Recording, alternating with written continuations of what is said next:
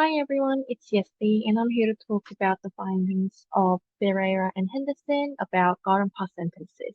It's from the paper Recovery from Misanalysis of Garden Past Sentences, which was written in 1991 for the Journal of Memory and Language.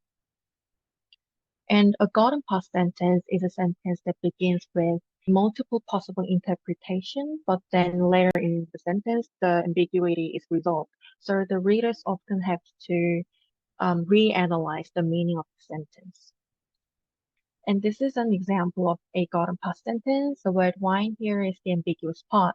And in sentence B, the ambiguous part is attached to the ending of the first clause because Bill drinks wine, beer is never kept in the house. And this makes this sentence a late closure sentence. And in sentence B, we see because Bill drinks, wine is never kept in the house. In this case, the ambiguous part is at the beginning of the second part, which makes this a sentence an early closure sentence. And the researchers of this study hypothesized that if the ambiguous region was longer, it would be harder for the readers to interpret the sentence. They asked their participants a bunch of garden past sentences, and they asked whether the participants thought the sentences were grammatical. But all of the sentences were in fact grammatical. So if they answered no to the questions, that meant they had more difficulty analyzing the meaning of the sentences. And the result was like this. Their hypothesis was right.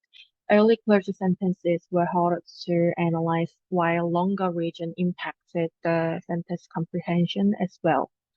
And the researchers wanted to further find out if this had anything to do with the number of words or the complexity of the ambiguous region.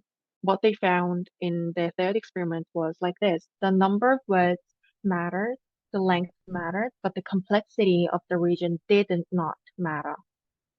In their fourth and fifth experiments, they found that distance mattered as well, which means that, like in this sentence, if the head noun of the ambiguous part is further from the disambiguating region, it made it more difficult to analyze the meaning.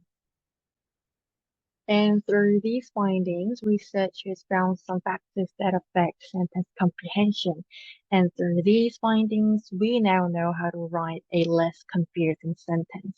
We can write with fewer ambiguous phrases, fewer words in the ambiguous phrases, and less distance from the head noun from the disambiguating region.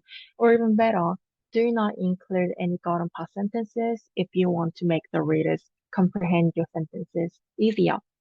So that was it for today. Thank you for watching the video and have a nice day.